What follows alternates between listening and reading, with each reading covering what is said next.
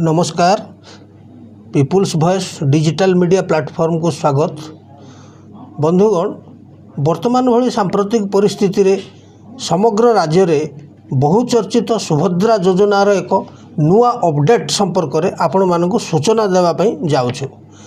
तेबे मु अनुरोध करुछु कि जो बंधु माने चैनल को नुआ परिदर्शन करुछंती दयाकरी से माने चैनल टी को सब्सक्राइब करंतु, लाइक करंतु एवं वीडियो टी को बहु मात्रा रे शेयर करंतु, जहा फल रे कि चैनल माध्यम रे प्रसार करा जाउथिबा विभिन्न अपडेट वीडियो आपणक पाखरे खूब शीघ्र पहुँची जीवो।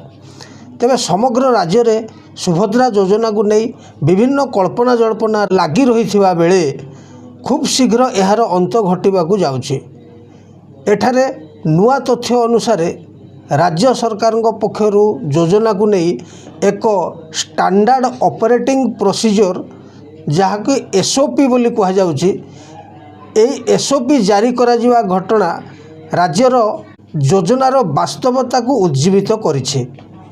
योजनार रूपरेख और हिताधिकारी चिन्हट प्रक्रिया किभली रहिबो से नहीं स्थानीय जनसाधारण, सचेतन नागरिक, स्वयं सहायक गोष्ठी और सांसद प्रतिनिधि मतामत संग्रह पर राज्य सरकार पक्षर निर्देश दि जाइए।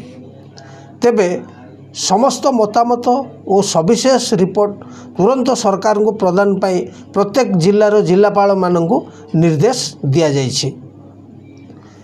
एठारे प्रकाश योग्य जे राज्य सरकार पक्षर 2024-25 आर्थिक वर्ष बजेट रे सुभद्रा योजना पाई 10,000 कोटी टंका व्ययबराद करा जाइथिबा बेले आसंता राखी पूर्णिमा तथा सेप्टेम्बर मास 17 तारिख रे सुभद्रा योजनार शुभारंभ हेबा नै राजनैतिक महल रे विचार विमर्श चलीथिबा नै सूचना मिली।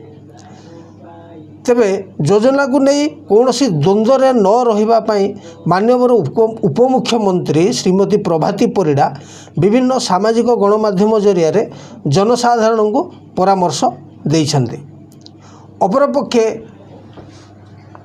आज स्वाधीनता दिवस अवसर रे माननीय मुख्यमंत्री श्रीयुत मोहन चरण माझी खूब शीघ्र राज्य रे सुभद्रा योजना कार्यकारी हेबा नै जनसाधारण को संबोधन करिसेंती। नमस्कार, पुणी थरे देखा हबो आउ एक नुआ अध्याय रे।